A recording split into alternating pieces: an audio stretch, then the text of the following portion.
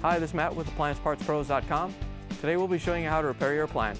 Remember, anytime you work on an appliance, make sure it's unplugged or the circuit breakers are off so there's no chance of electrocution. In this video, we're going to show you how to change out the Kelvinator Refrigerator Defrost Heater Kit.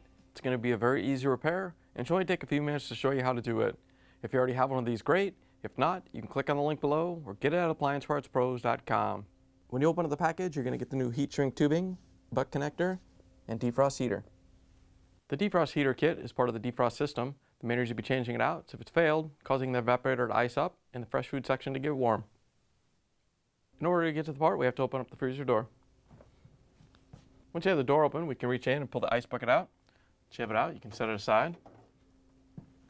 To get the freezer shelf out, we're just going to slide it to the left and then lift up on the right and then slowly lift up on it while you pull the left side out.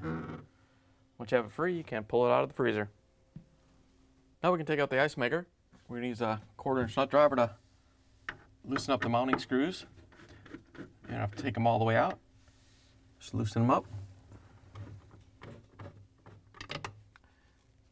Once you have them loose, we can lift up on the ice maker, take it off the screws, and we're going to reach up and disconnect the wiring harness. All you have to do is press on the locking tabs and pull it off. Once you have it released, you can pull the ice maker out of the freezer. Now that we have the ice maker out, we can take the back wall off. We're going to use the 1/4-inch nut driver to take out the 4 screws that hold it on.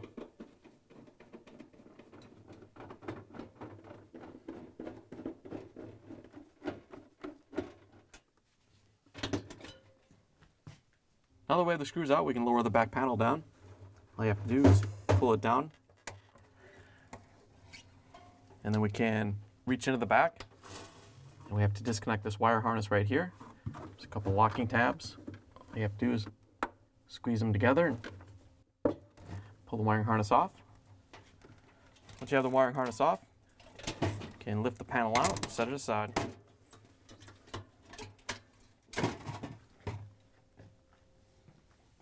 Now we can reach in and unplug the wiring harnesses for the defrost heater. There's one on each end. All you have to do is pull them apart.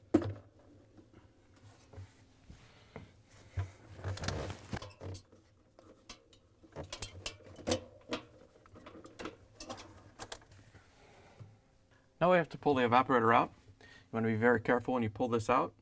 You don't want to kink any of these lines or damage any of the lines, but we do have to pull it out enough so we can get the little brackets that hold the defrost heater on the bottom. So we're going to pull it off, kind of lift up on it a little bit. You want to be extra careful and go slow as you do this so you don't damage the evaporator lines at the top where the aluminum and the copper lines meet. Once you have it out, you can take the little holders that hold the defrost heater in.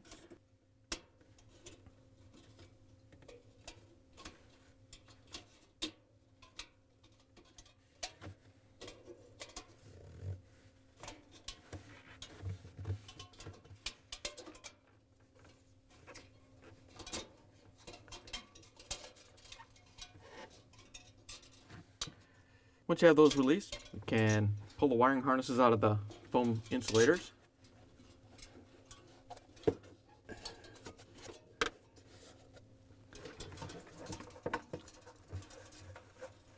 This one we can just pull through. Once you have both the wires out, you can pull the defrost heater out of the freezer. Here's the old defrost heater next to the new defrost heater kit. If you already have one of these, great. If not, you can get it at AppliancePartsPros.com. Our defrost heater has the same terminals as the old one, so we don't have to cut any wires off and splice them, but you may have to use the heat shrink tubing and the butt connector in order to make it work in your model. To put the new defrost heater in, we're just going to line it up and put the wiring through the foam. I'm just going to push this side up into place through the hole.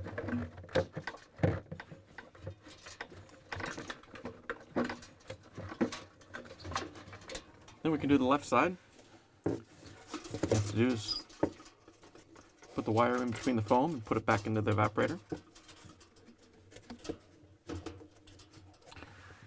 Then we can lift the defrost heater up into place and we can put the ties on.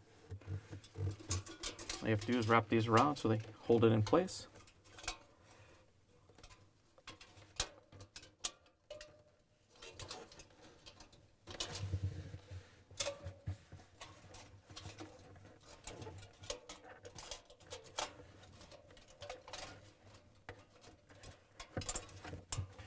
Once you have the ties in place, we can lift the evaporator back up onto the plastic mounting pegs.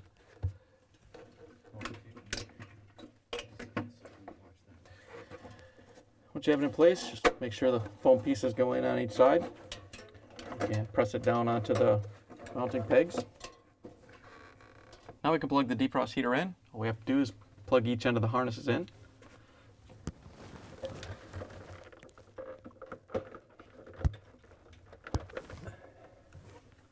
Once you have this end in, we can do the other end.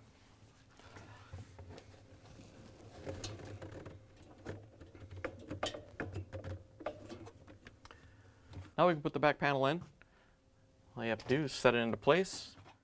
Make sure the vent goes down into the opening right there. And before we lift it up, we're going to reach in and reconnect the wiring harness. It can only go on one way. All you have to do is plug it in.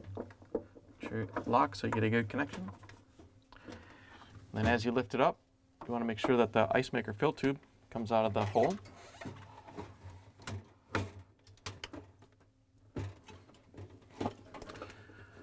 Once you have it in place, you can use the 1/4-inch nut driver to put in the screws.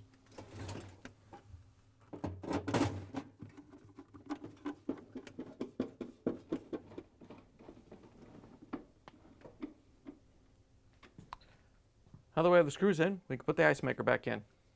To put the ice maker in, we're just going to make sure that the fill tube goes into the cup and connect the wiring harness. Once you have it connected, we can lift up the ice maker and set it onto the mounting screws. And we can use the 1/4-inch nut driver to tighten them down.